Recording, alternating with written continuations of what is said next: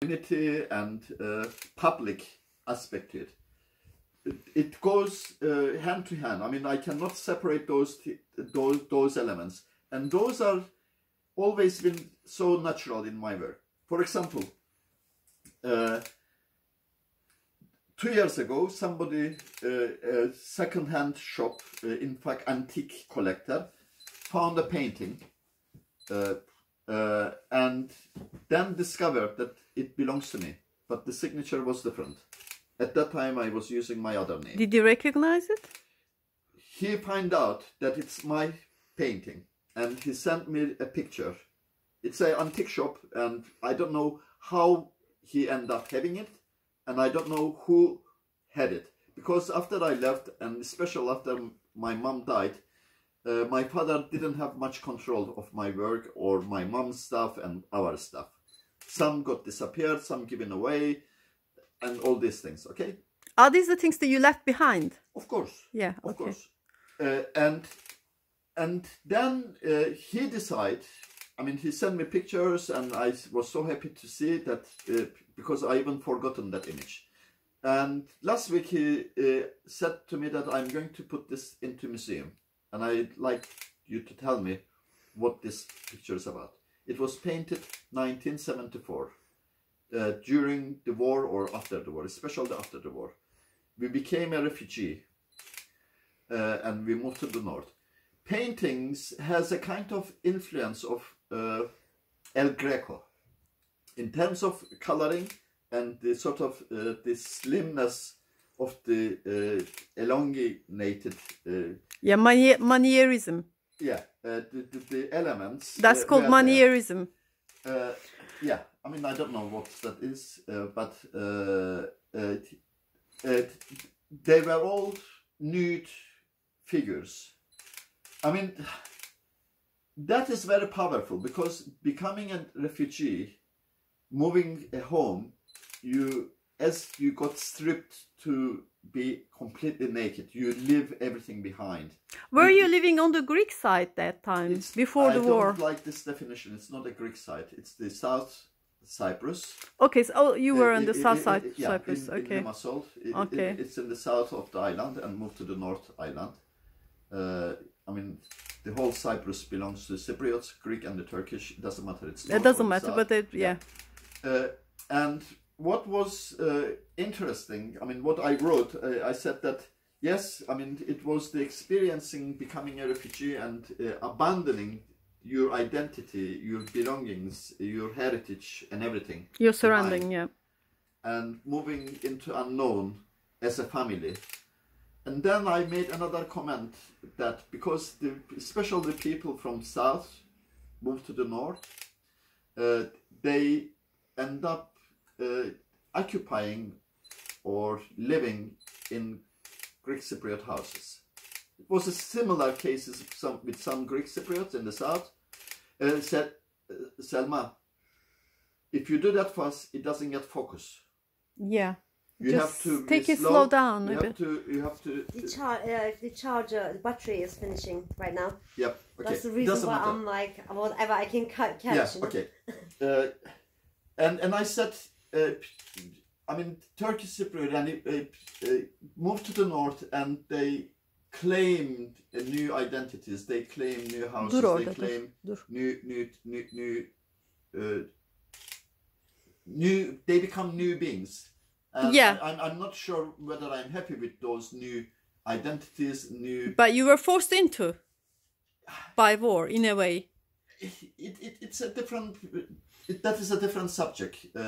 I'm talking about a human level, abandoning everything, and moving into somewhere that it's not yours and it doesn't belong to you, and somehow you try to maintain your identity, your culture and everything. But yeah. It becomes deformed. It changes. Mm-hmm. That's it. I mean, yeah. I mean, and what I am doing now, I don't just work with sort of the tools of the visual arts. I employ other things. I mean, and sometimes I work instinctively. I start with no ideas, and I get energy from the people. As you're doing it, yeah. Yeah, I mean, I always get inspired. It doesn't matter who. It could be an ugly, it could be beautiful, but I get inspired, and usually I have a kind of senses. Sometimes I see that there is something there. It's not verbalized. It's not there, and depending on to the availability of that person, how much that person allows me, I try to break that barriers and go beyond. Beyond, yeah. Go beyond to the person that even she or he is not aware of it. You mean it's more like a psychologist, and it's just like it's almost like a therapy, isn't it? I wouldn't say that. I mean, it's almost like a therapy for the person as well. I don't know. I mean, the past project that I did, the footnotes and the traces, I mean, the stories that I heard, especially 10, 15 years later, when I met those people again, how much of their life transformed after that project. After that project, yeah. Okay.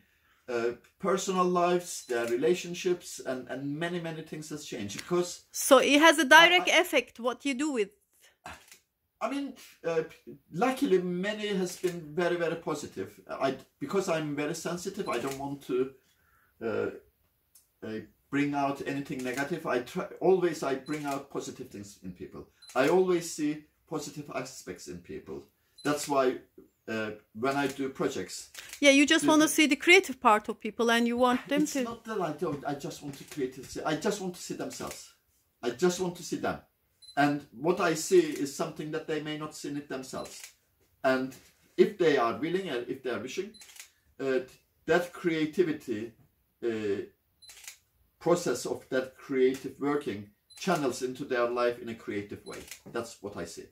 Okay. I mean, it could be an art form, it could be anything else. So I'm not judgmental. I don't judge. There is nothing right or wrong or good or bad or so on. I mean, I always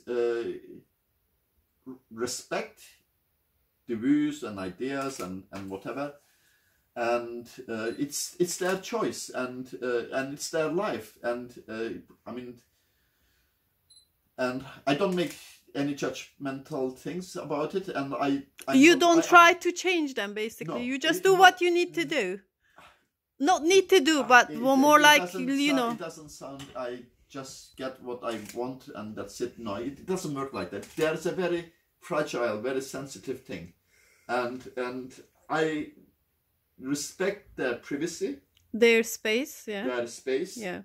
Sometimes I share my personal experiences without including a third party, other person. The experience that I would share, it's my personal experiences. It may involve other person, but the other person names never get mentioned, and their existence doesn't get mentioned. It's if the subject is that person, also I am the subject too. I mean, as we done. Yeah, so there's a give and take. Yeah, give and take. I mean, if I'm opening. Yeah. Or if they're opening, I have to open as well. Yeah, yeah. And if they want to take the camera... So you take equal share of it. You take equal share. I would be happy. Yeah. I mean, if they want to do the drawing of me because I done their drawing, I encourage that. Yeah. I mean, therefore, I want to break this typical artist and the model role. I don't want to be in that position. I don't want to be a sort of... a person that directs, but when I'm directing, I want to direct. Okay, I don't want any interference. That's why I want to focus, because what you see, what you hear, and so on, you wouldn't know what I am getting at. First of all, I don't know it myself. I work instinctively. Therefore, I always work one-to-one. Once the concept is very solid, very strong, then if there are common elements with the concept, then the performance or the joint work comes together.